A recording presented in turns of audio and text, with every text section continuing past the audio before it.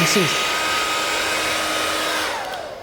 Бүгін ұшақ қалай ұшады деген сұраққа жауап беретін боламыз.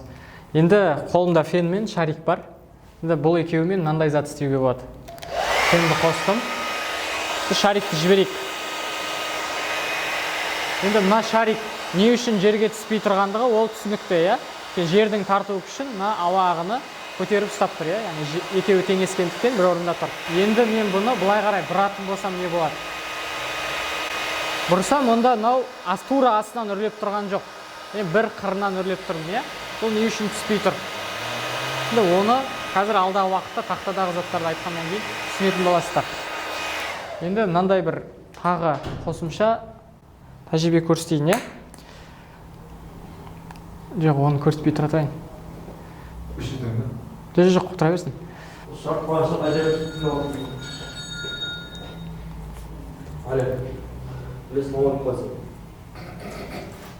Енді мына шарик не үшін түспегендігін түсіндіріп берейін, иә?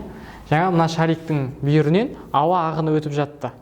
Енді газ, сұйық, солардың ағыны жылдамдығы жоғары болған кезде сол жерде қысым төмен болады. Сондықтан мына атмосфералық қысым мына шарикті бір орында қысып ұстап тұрды. Сондықтан ол жерге түскен жоқ. Біз бүйірінен астынан үрлесек те бәрібір бір орында тұрған себебі сол. Ал енді тағы бір мынандай көрсетейін тәжірибе.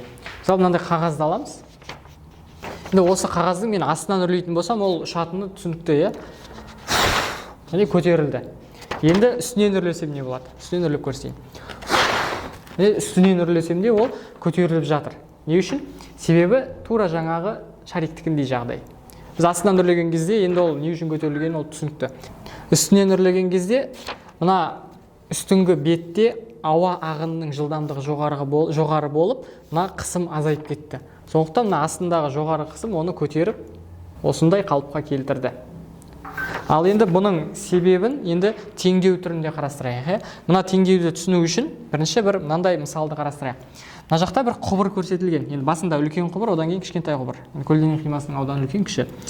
Мына жақтан бір V1 жылдамдықпен келе жатқан сұйық бір тарылып кетті. Сол кезде V2 жылдамдықпен қозғалды. Яғни ақырын қозғалып келе жатқан ол тез қозғалып кетті деген сөз. Енді мына жердегі қысым төмендеп кетті деп айтамын. Мына жақтағы P2 қысым төмен, мына жақтағы P1 жоғары. Біз мысалы труба бар ғой, шланга. Соның саусақпен жабатын болсақ, жай ағып тұрғанын жабатын болсақ, тарылтып аусын. Онда ол алысқа ұша бастайды, жылдамдығы артады, бірақ қысымы төмендейді.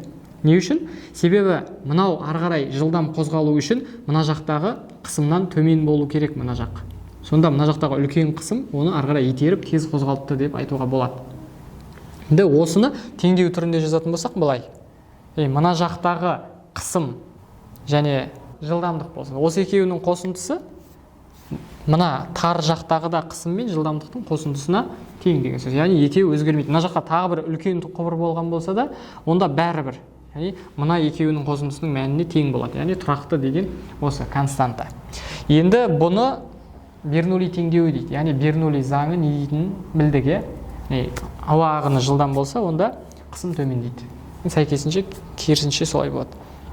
Енді мына суретте не көрсетілген? Мына жерде мынау самолеттің, яғни ұшақтың қанаты. Қырынан қима ретінде көрсетіліп тұр.